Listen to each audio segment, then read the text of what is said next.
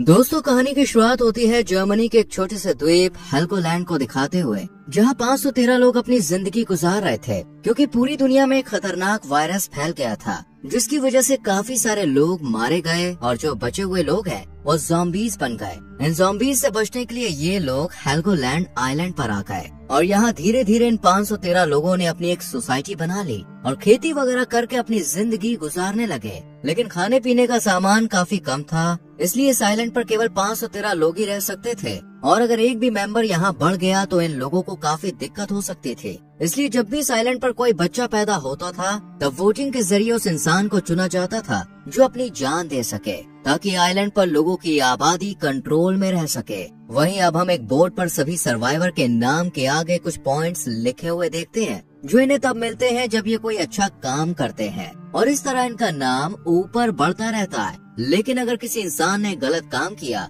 तो उसका नाम नीचे चला जाता है। इस आइलैंड के लोगों को मैनेज करने के लिए काउंसिल कमेटी भी है, जिसकी सुपीरियर बीएट्रिस नाम की एक लेडी होती है। इसके बाद हमें 15 साल आगे की कहानी को दिखाया जाता है, जहां पूरे शहर के लोग एक हॉस्पिटल में आए हुए होते हैं क्योंकि आज एमिली नाम की एक लड़की अपने बच्चे को जन्म देने वाली है। इस पूरे सीन को लोला नाम की एक रिपोर्टर अपने कैमरे में रिकॉर्ड कर रही थी। अब रूल के हिसाब से जब कोई बच्चा पैदा होता है तो किसी दूसरे इंसान को अपनी जान देनी होती है, इसलिए एमिली के पिता खुद अपनी जान देने का फैसला करते हैं और एक चट्टान से कूद जाते हैं। वहीं हॉस्पिटल में एमिली एक बच्चे को जन्म देने के बाद दूसरे बच्चे को भी इस दुनिया में ला रही होती है क्योंकि उसे जुड़वा बच्चे पैदा हुए थे।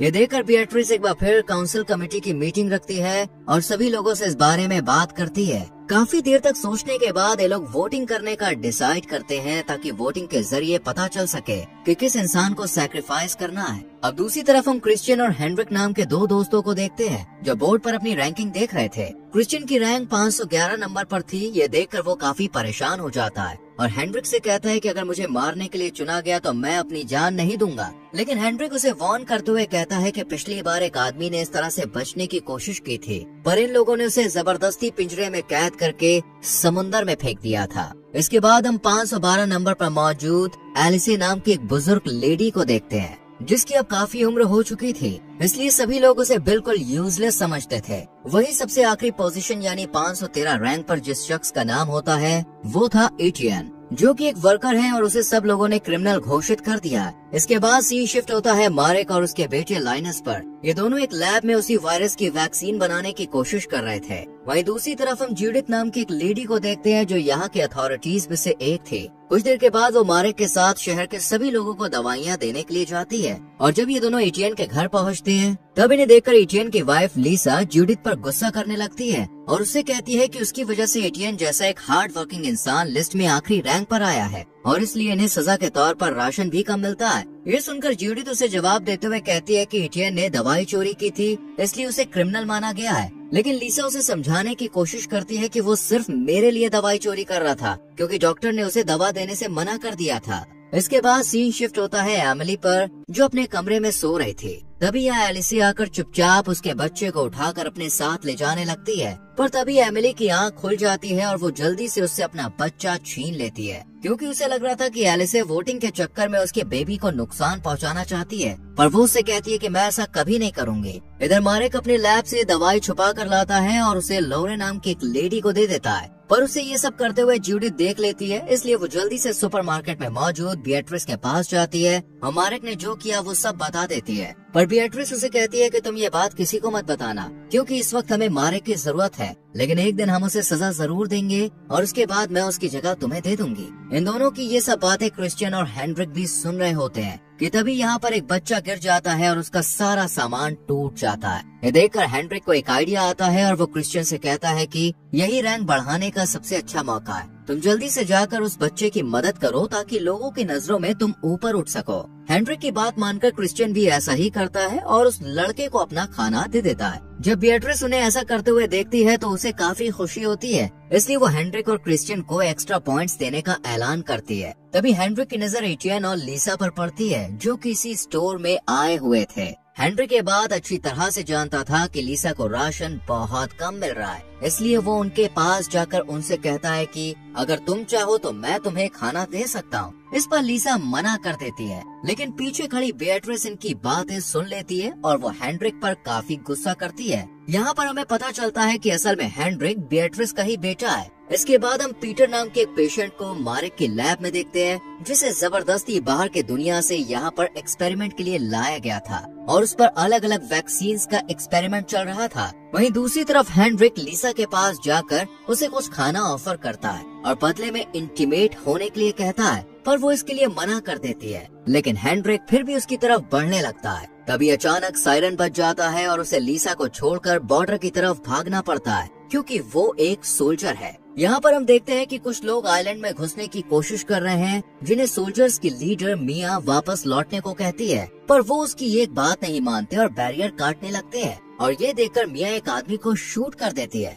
और फिर सभी लोग वापस जाने लगते हैं। लेकिन हेनरिक अपने मजे के लिए एक एक करके सभी को शूट कर देता है। अब वोटिंग का दिन आ जाता है और सभी लोग एटियन के खिलाफ वोट करते हैं, यानी अब उसे अपनी जान देनी होगी। पर लिसा ऐसा बिल्कुल नहीं चाहती थी, इसलिए वो हॉल में बैठे हुए सभी लोगों से कहती है कि मेरा हस्बैंड बेगुनाह है, बस वो तो मेरे लिए दवाइयाँ ला रहा था। साथ ही इस बात का भी खुलासा करती है कि उसने हेनरिक को मारने के लिए वोट किया था, क्योंकि उसने खाने के बदले लिसा के साथ इंटीमेट होने की बात कही थी। ये सुनकर हॉल में जितनी भी लेडीज मौजूद होती हैं, वो हेनरिक के खिलाफ बोलने लगती है। इसलिए बेatrice को ना चाहते हुए भी हेनरिक को आइलैंड से निकालना पड़ता है। इसके बाद सीन शिफ्ट होता है लैब पर, जहाँ ज्यादा एक्सपेरिमेंट की वजह से अब पीटर की मौत हो चुकी थी। ये देखकर मारिक को काफी बुरा लगता है और वो उसकी डेड बॉडी को जलाने के बाद अपने घर आ जाता है। यहाँ उसका बेटा लाइनस उससे मिया की टीम के साथ मेनलैंड यानी बाहर की दुनिया में जाने के लिए कहता है, पर मारिक इसके लिए मना कर देता है। लेकिन लाइनस उसकी एक नहीं सुनता और अगले ही दिन कुछ सोल्जर्स के साथ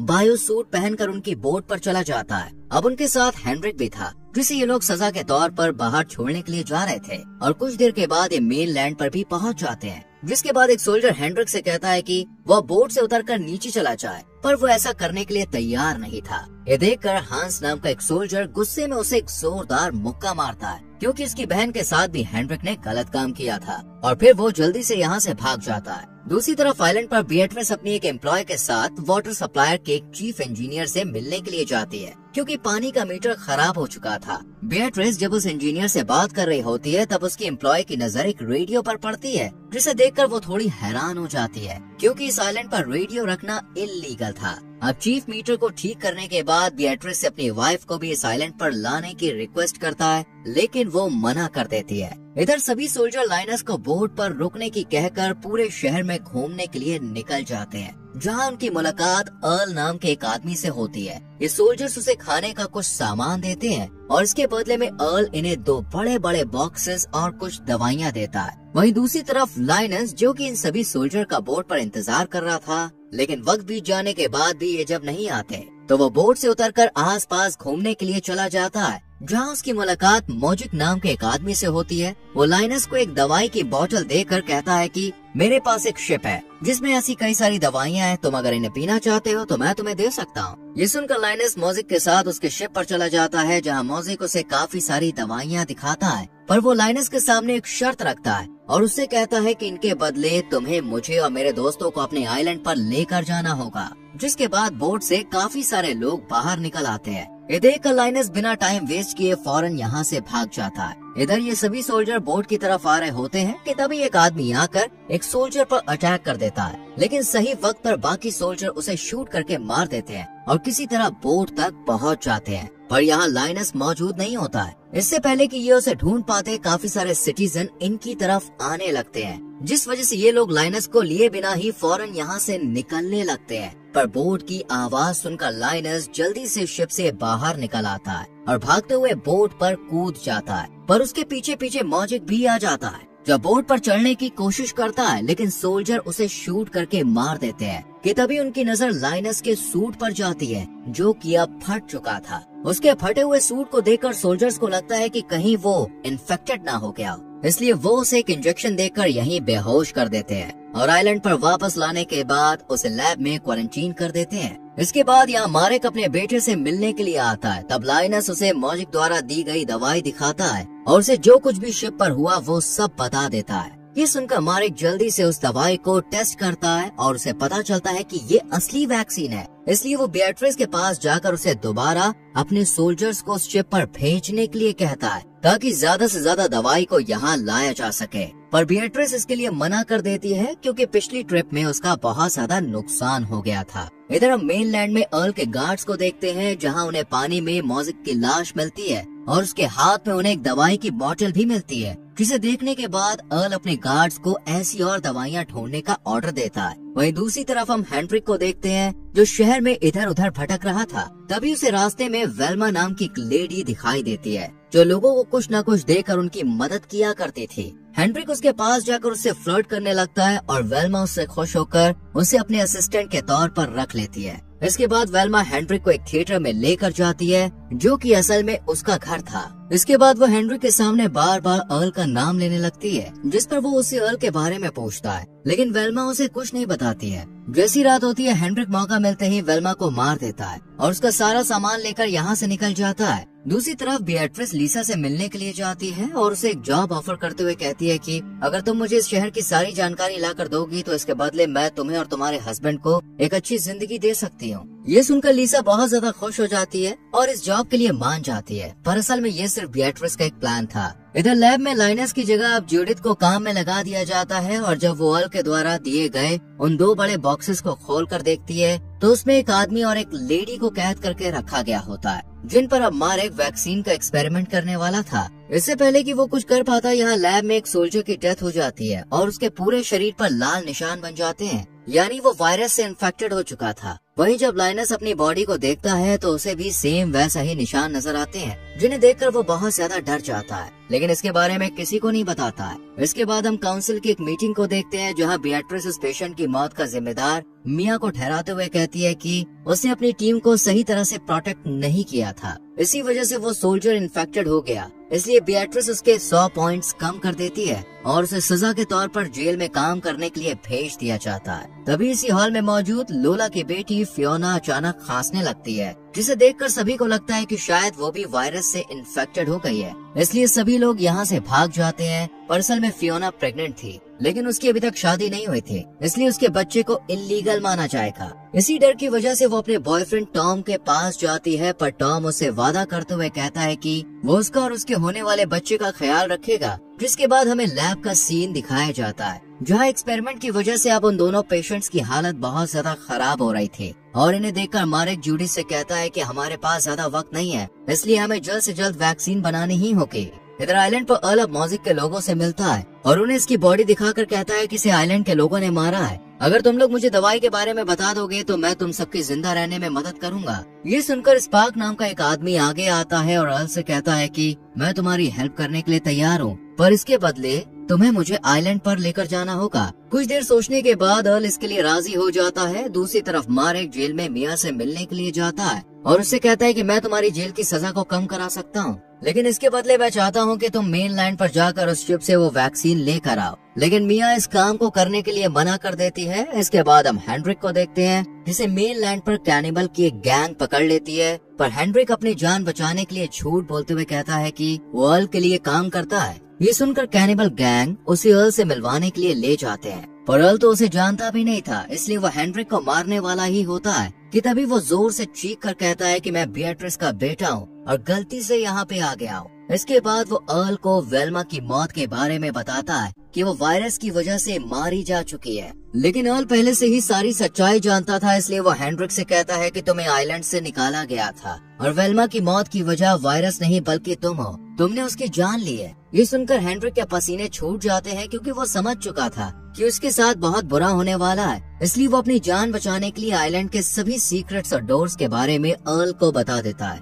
जिससे खुश होकर वो हेनरिक को मारने का इरादा कैंसिल कर देता है। वहीं अब हम एक काउंसिल मीटिंग को देखते हैं जहां वाटर सप्लायर के इंजीनियर की वाइफ काइसो का इंटरव्यू लिया जाता है क्योंकि उसे दवाइयों के बारे में बहुत ज्यादा जानकारी थी। लेकिन तभी कमेटी मेंबर्स को पता चलता है कि एक दूसरी कैंडिडेट ने भी इंटरव्यू के लिए अप्लाई किया है, जिसका नाम जेनियला है। जेनियला असल में एक सर्जन है, इसलिए कमेटी मेंबर काइसो की जगह जेनियला को सिलेक्ट करते हैं और फिर उसे इस आइलैंड पर बुलाया जाता है। पर उसकी शिप में दूसरी गैंग के 2 लोग छुप कर आ जाते हैं। इधर अपनी वाइफ को सिलेक्ट ना होता देख इंजीनियर को बहुत बुरा लगता है, इसलिए वो मेनलैंड पर जाने का फैसला करता है। लेकिन बिएट्रिस उसे ऐसा करने से मना कर देती है क्योंकि वो पूरे आइलैंड पर इकलौता इंजीनियर था जो वाटर सिस्टम को ठीक कर सकता था। दूसरी तरफ अब एटियन को बिएट्रिस की मदद से विंड मिल में नई जॉब मिल जाती है, जहाँ काम करने के दौरान उसे एक शराब की बोतल मिलती है जिसे वो अपने बॉस को दे देता है, जिसके बाद बॉस उस बोतल की सारी शराब पी लेता है और नशे की हालत में ही काम करने के लिए चला जाता है। इतने में ही यहाँ इंजीनियर भी हाथ में हथौड़ा लेकर आ जाता है और गुस्से में विंड मिल की सभी मशीनों को तोड़ने लगता है।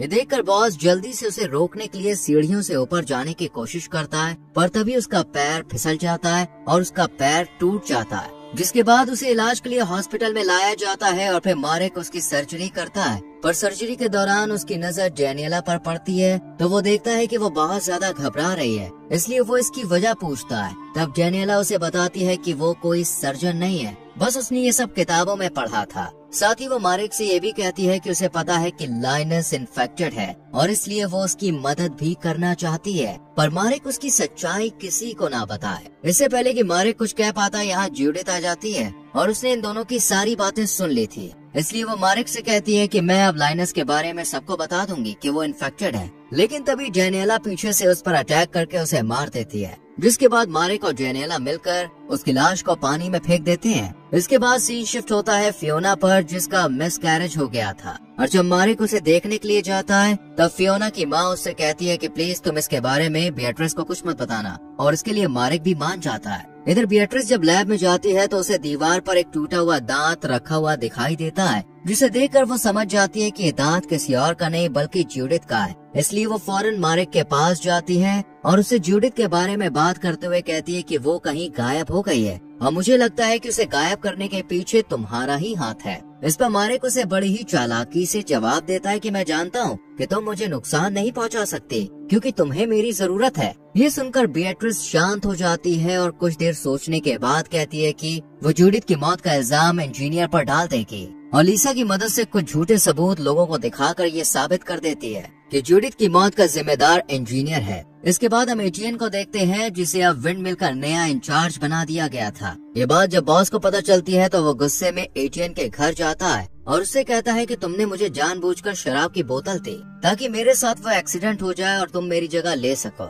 इस पर एटियन ना में जवाब देता है। अब अगले दिन इंजीनियर के पैरों को बांधकर उसे समुद्र में फेंक दिया जाता है और ये देखकर मारेक को काफी बुरा लगता है, इसलिए वो लाइनस के पास जाकर उसे सब कुछ सच बताने का फैसला करता है। और इसके बाद हमें 15 साल पहले की कहानी दिखाई जाती है, जहाँ एक दिन मारेक की मुलाकात सुपरमार्केट में काम कर रही बिएट्रिस से होती है, लेकिन वो उससे कुछ ज्यादा बात नहीं करता है और अपने लैब में आ जाता है, जहाँ वो नर्स लोर के साथ मिलकर वैक्सीन बनाने का काम करता है। इधर बिएट्रिस कुछ लोगों के साथ मिलकर सुपरमार्केट को अपने कब्जे में ले लेती है और फिर यहाँ की फार्मेसी को भी अपने अंडर में कर लेती है। वहीं उसकी रिपोर्टर लोला उसका वीडियो रिकॉर्ड कर लोगों के सामने ये प्रूफ करने की कोशिश करती है कि बिएट्रिस इस आइलैंड का लीडर बनने के लिए एक परफेक्ट कैंडिडेट है। लेकिन वो ये भी अच्छी तरह से जानती थी कि मारेक इस फार्मेसी में काम करता है और उसके रास्ते में आ सकता है, इसलिए बिएट्रिस उसे एक ऑफर देती है कि वो जो चाहे अपनी मर्जी से दवाई बना सकता है, पर वो उसके खिलाफ खड़ा नहीं होगा। मारेक तो उसकी बात मान जाता है, लेकिन आइलैंड पर जो मेयर था वो उसे अरेस्ट करने के लिए अपने अफसर भेज देता है,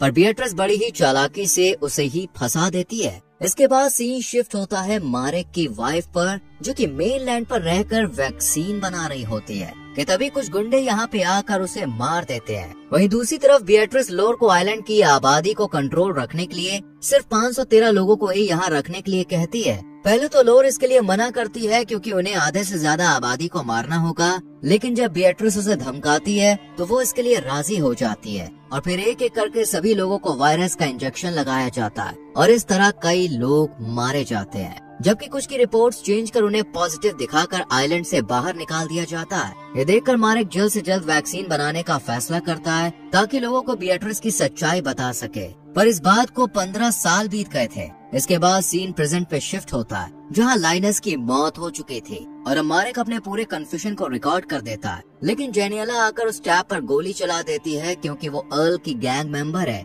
इधर अर्ल अब अपनी आगे की प्लानिंग शुरू करता है और इसी के साथ ये सीरीज